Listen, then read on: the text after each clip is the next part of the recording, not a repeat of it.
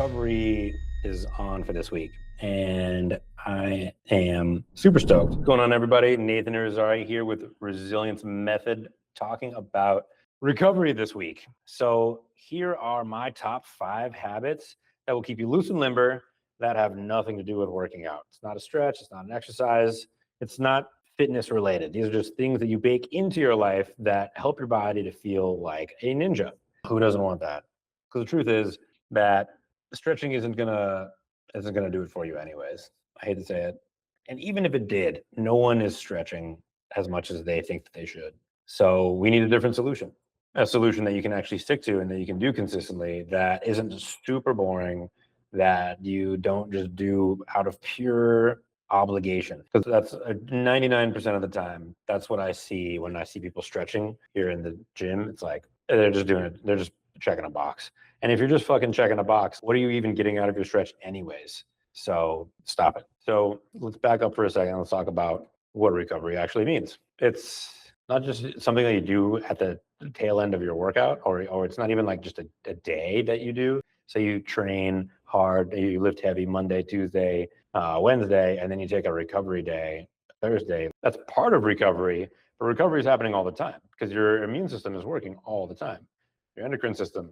And so treat recovery habits as lifestyle choices, things that you are just non-negotiable. It's just part of you, just like brushing your teeth. You don't question whether or not brushing your teeth is the best use of your time, do you? No.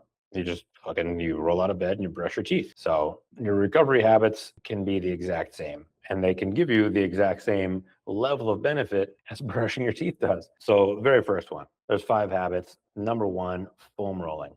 Now, we'll get there. So what is foam rolling? Let's talk about what is fascia, first of all. So your muscles are muscles are contractile fibers. They shorten when they receive a stimulus from your nervous system, and that's what makes your body move. However, they exist within a structure, a net, as it were, and that net is called fascia.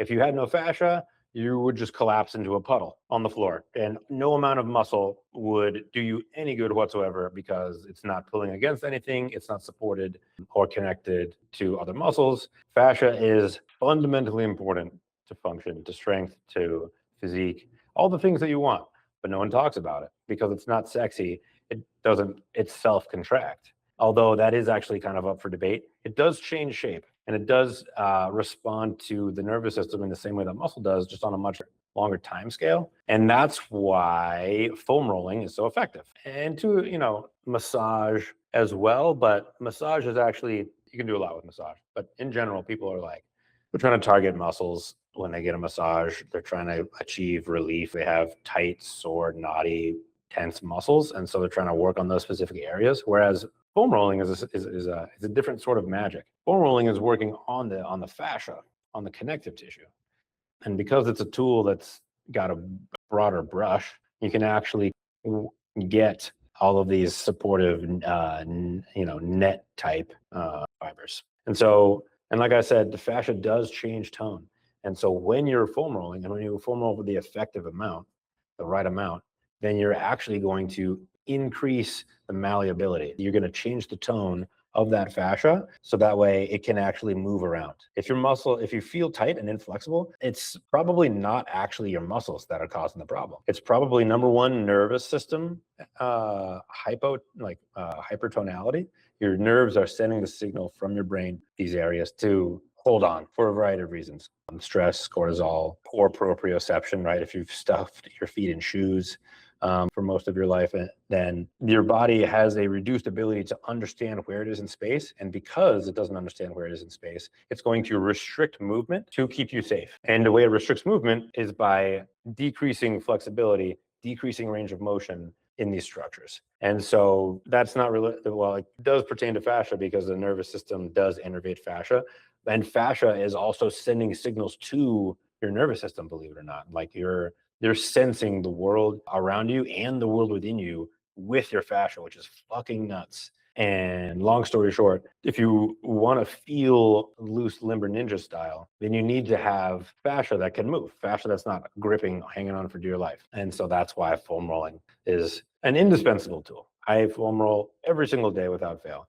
I love to tell people that even when I go on vacation, I will buy a foam roller and ship it to where I'm going, because especially with a vacation, it usually involves travel, cars, planes, trains, that like sitting in these confined spaces in these, particular positions for hours sucks. And when I get to where I'm going, I want to free my body, and foam rolling is by far the best way to do that. So, stimulus Golgi tendon organ, we talked about that. That's the GTO, the Golgi tendon organ, is the nerve cells that talk to your muscles. That just says right there. Yeah. Increased blood flow for sure. In general, fascia has less blood flow in it than muscle, but it does have blood flow. And so increasing blood flow will have an even more profound effect in the fascia. Love me some foam rolling, in case you couldn't tell. So general guidelines, 5 to 10 minutes per day. And I do it in the morning. And we'll throw a link in the description of this video and in the chat to my foam rolling routine, which takes about 5 to 10 minutes and hits all the key areas. It's like a full body rinse. 30 to 60 seconds per area. Yep, you'll get that in the video. Pause and hold. You'll get that in the video too. Breathe, motherfucker. As much, like, it's half of the benefit comes from gravity working through the foam roller into the areas that are contacting it, and the other half is breathing. T-spine, glutes, quads, yeah, we cover all that in the video. I definitely listen to audiobooks while I do it. But the fact that it says it requires no dedicated focus, that I take issue with. It does require some focus. The more you can tend to what you're feeling, the more effective it's going to be, always. Dead hangs is number 2. Love me some dead hangs. 2 minutes per day is the prescription. But why do we dead hang? Well, dead hanging because primarily for decompression, spinal decompression. Our first world lifestyle is a wonderful way to compress your spine, round through the cervical spine, slump your shoulders forwards, crane your neck forwards, put multiple times more weight and pressure on your neck and spine than it wants to have. And that's not good. Neck pain, back pain, low back, tight shoulders, tight hips, it all stems from having a spine that's just too compressed too much of the time. And so dead hanging fixes all of that. Not only does it decompress your spine structurally, like the actual bones, vertebrae, making space between them.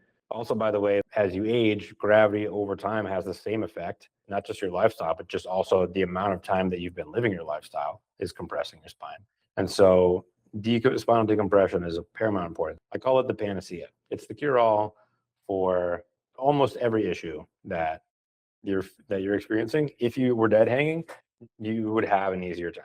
And that's not just external, and internal, because your nervous system runs through your spine, and your nervous system is the master controller. And so if your nervous system is all jacked up, gunked up because your spine is compressed, then shit starts to go haywire. Then literally, yeah, you can do this at the gym, or you can spend $26 to get a pull-up bar and hang it in a door frame in your house.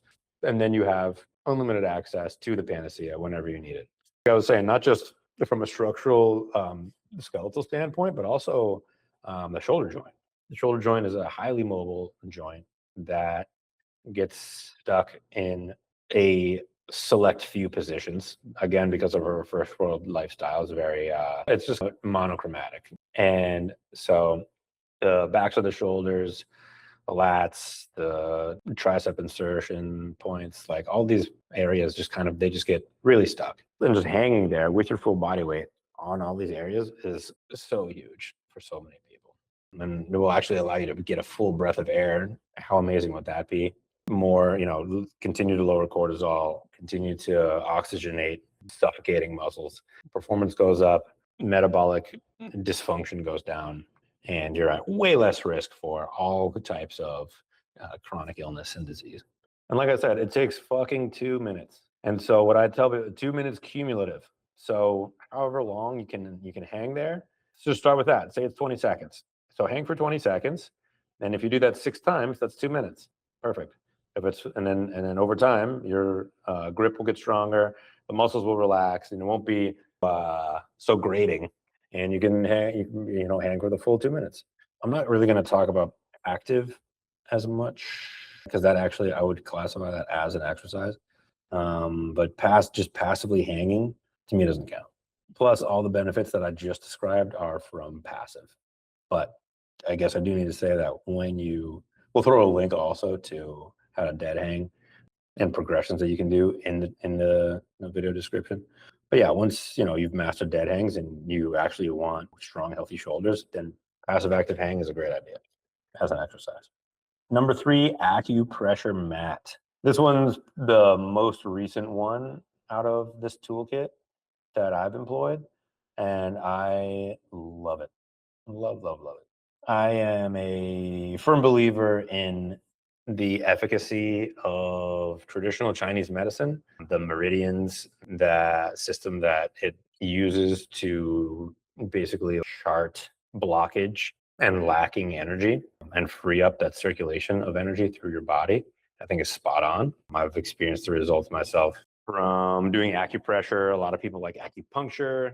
And even if you don't subscribe to traditional Chinese medicine, acupuncture as a sound medical practice, just the very fact that like you lying on this thing, what is it actually? It's a mat with a lot of tiny little spikes on it, plastic spikes. And when you lie on it, it makes you relax. Because if you're holding on, if you're tense, it will be very uncomfortable. I definitely recommend bareback, get the full effect. And it relaxes me to the point where I fall asleep on it every single time. Last night, like some noise happened and woke me up while I was on the thing, and I looked at my watch and I was on there for 26 minutes. You don't need 26 minutes. Even at about 5 minutes, you're probably fully relaxed. And if you have time and you want to stay for 10, then just sitting in that point of just like, yeah, muscles being just really loose, let go, cortisol reduction, circulation goes up, right? Because all the capillaries and the tissues that the blood is trying to move through and energy trying to move through have actually just like chilled out, right? Which is why they call it acupressure mat, because that's what acupressure does as well, frees up circulation. Seeing is believing. Like actually lay on one of these things for 10 minutes and tell me you don't feel like a different person. Definitely get the pillow, because what it does to your neck too, indescribable. This I do before bed. It's like my wind down, kids go to bed, I unroll the mat, disappear on that thing for 15, 20 minutes, sometimes more. This does start with a shirt, but just go bare skin, you can do it. Slow nasal breathing. Yeah, and like actually just be in a more meditative state. You're not going to be able to really sit on this thing for any amount of time if you're not breathing slow, breathing through your nose. So that's kind of a given. If you want to check out Bed of Nails, they are my favorite acupressure mat by far. Just standard or like quality of materials. The effect that I get from it is the best out of all the ones that I've tried. We'll throw a link to our affiliate code in the video description. You can pick one of these puppies up at a discount. Number 4, walking backwards. Super underrated. Some hype about walking backwards a few years ago, and like most fitness trends, it fizzled out as quickly as it came on, but that doesn't make it not effective. So in addition to just the increasing circulation and lubricating the joints that you get from walking regular, there's a ton of benefits to walking that extend beyond the point of this webinar. I'll probably end up doing a webinar just on walking later. For this one, we're talking about being loose and limber, right? Without having to stretch. And so walking backwards is the real workhorse in terms of walking for achieving that goal, because it's the opposite of the way that you walk the rest of the time. It just uses all the joints, particularly the knees, in a complementary way. So you get activation of the posterior chain in extension rather than in the anterior chain. You're actively extending through hamstrings, calves, glutes, and that's really good for your knees and hips and feet. Walking backwards uphill, potentially even better. So what I do is, we talked about, right, yeah. And so when you activate the structures in the posterior musculature, then you can relax and release the muscles in the anterior, which is where the hip flexors are. And that just causes a lot of issues, not just physiologically, but also in terms of just overstressing. It's a reciprocal sort of feedback loop between cortisol release and hip flexor tension. So if you can release those hip flexors, you're going to be far less stressed, which would be really good. Knee rehab, we talked about. Sweet. 5 to 10. Yeah, right. 5. It's both directions. So like, but get too hung up on the details here. I go for a walk every day after dinner, non-negotiable for reasons I'll get into on another webinar. And it just so happens that there's I cruise down my street to the end to the main road and then back up, and that takes about 10 minutes. And there's an incline, there's a hill on the way up. And so during that section, I'll just turn around and I'll walk backwards uphill. It's probably more than 5 degrees, but yeah, it's good enough. And when I was rehabbing my knee this past year, indispensable. My adductor's been acting up lately, and the backwards walking has definitely helped with that. It's good for your ankles. Like I said, just do yourself a favor and please walk with minimalist shoes. Please. Remember what I said about proprioception. If your body doesn't know where you are in space because you're wearing these fucking like foam foot prisons, your whole body's just going to shut down. Number 5, cold exposure fads, fitness fads. This one blew up. And I have to say, I was an early adopter, among the early adopters. And then once everybody and their grandpa was doing it, I kind of got cold feet. But it definitely has its place. It definitely has its place. One of the reasons why I don't do it nearly as much as I used to is because, well, we'll get there. Let's talk about, first of all, why it's good. There's a lot of psychological reasons why it's good. Just the ability to get super present, focus, feel, and override that limbic alarm that's going off. That's telling you that you're going to die if you stay where you are. This is really useful. There's physiological benefits too, primarily the vasoconstriction and dilation that happens. It's training your capillaries essentially in the same way that you would train your muscles doing bicep curls. You train your blood vessels to pump better because the cold is forcing all the blood out of your extremities. And then in order to keep those extremities, the blood then has to, the capillaries have to open again and blood has to rush back in. And so every time that you do that, you're training vessels to do that better and to transport blood better, which is good for everything. Inflammation, absolutely. Well, let's talk about the cortisol for a second. Powerful parasympathetic rebound and a deeply calm, clear nervous system state. It's also a very strong dopamine release, which kind of has similar, it just makes you feel good. It makes you feel accomplished. It kind of makes you feel happy for a time. Equanimity. But let's talk about inflammation, because this is good a lot of the time, and most Americans are, and that's a big reason why they're sick and fat and weak. So fighting inflammation is really helpful. However, soreness and swelling. It says it's effective for soreness and swelling. Yes, after conditioning work. So if you, like, say you just ran a marathon, cold shower for damn sure, right? But if you're, oh, here we go. Look at that. Dopamine. That's what I just said. 300% increase in dopamine and norepinephrine. That is significant. Mood, focus, energy, for sure. They're basically just dialed for most of the day afterwards. Now, when it comes to inflammation, though, you got to be careful, because a lot of people will shower after they strength train, and a lot of people strength train because they want to build muscle. And the problem is that if you take a cold shower, if you choose to take cold showers in place of your regular shower, and you're doing it after your strength training, and you're trying to gain muscle, you are curbing your ability to do that, because it's such a potent anti-inflammation tool. And in order to build more muscle, you need to be inflamed. You need to be acutely inflamed, because inflammation is an immune process. Inflammation is what happens when it decides to recover and build back stronger muscle tissues. So at least 4 hours after you're done strength training is the recommendation if you're going to do a cold shower or cold plunge. I would even stretch it a little bit more than that. But what do I know? I'll typically just save my cold showers for like yoga day or weekends, or like the morning before I train, or in the morning before I train. go out in the lake, go out in the ocean, just get a nice dip, and then train later on in the day. 2 minutes is the total amount of time you need. Don't be a hero and try and go more. You're not really getting any benefit out after 2 minutes. 3 minutes if it's a cold shower, I would say, because because immersion is going to be just more effective, more of a shock to the system than the shower. Some people that feel the opposite. Those people are weird. Immersion for sure is tougher.